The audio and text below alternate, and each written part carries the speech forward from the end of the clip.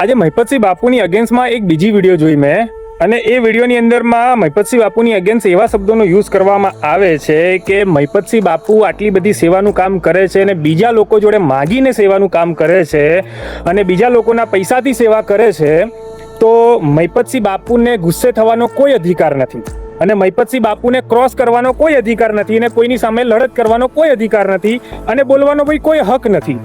તો મારા વાલા મિત્ર, તમને હું એક વાત જણાવવા માગું છું કે આજે કોઈ માણસ નિસ્વાર્થપણે બીજાની સામે હાથ ફેલાવીને, ભીખ માંગીને, બીજાની સામે હાથ જોડીને, ડોનેશન ભેગું કરીને આજે સેવા કરી રહ્યો છે, શાંતિથી પોતાનું બલિદાન આપીને, આજે એવા માણસને તમે બદનામ કરવા જાઓ ખોટી રીતે અને એવા માણસ પર તમે લાંછન લગાવો ખોટા અને એની પર કાદવના છાંટા નાખો તમે, તો શું એ માણસ શાંત સાંભળી લે તમને?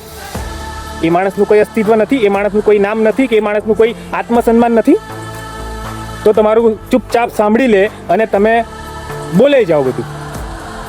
અને ભાઈ, ગુસ્સો મહિપતસિંહ બાપુ કરે છે તો ક્યારે કરે છે? તમારા જેવા માણસો ગુસ્સો કરાવે ત્યારે કરે છે.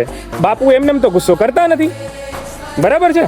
અને આપણા એક હોનહાર માણસ જે ઇન્ડિયાની બહાર રહીને આજે વિડીયો બનાવી રહ્યા છે, ભાઈ બહુ ગજબના માણસ છે ભાઈ, અને બહુ મોટા સમજદાર માણસ છે. એ ભાઈનું કહેવું એવું છે કે મહિપતસિંહ પોતે કેમ સરનેમ ચેન્જ નથી કરી અને સંકુલના છોકરાઓને, સંકુલના બાળકોને કેમ સરનેમ ચેન્જ કરાવીને વંદે માતરમ કરાવડાવ્યું.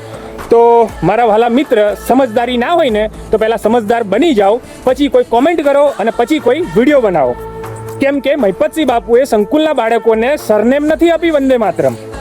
મહિપતસિંહ બાપુએ જાતિવાદ ના ફેલાય અને જાતિવાદના વિખવાટ ના પેદા થાય બાળકોની વચ્ચે સંકુલમાં, એટલા માટે બાળકની નામની પાછળ વંદે માતરમનો શબ્દ આપ્યો છે. અને વંદે માતરમ આપણા દેશનો બહુ મોટો શબ્દ છે, વંદે માતરમ, બરાબર ભાઈ?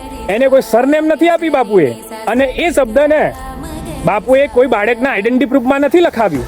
તો ભાઈ તું એમ કહે છે કે સરનેમ ચેન્જ કરી, અને મહિપતસિંહ પોતે કેમ સરનેમ ચેન્જ નથી કરતા? તો મારા વાલા મિત્ર, પહેલાં સમજદાર થઈ જાઓ, પછી વિડીયો બનાવતા શીખો. બાકી એમને ફાલતુગીરી કરવાનું બંધ કરી દો, શોભા નથી આપતું તમને.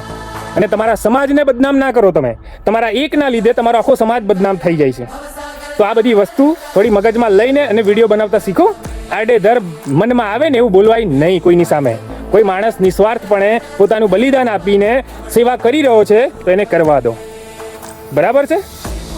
જય માતાજી, જય શ્રી રામ.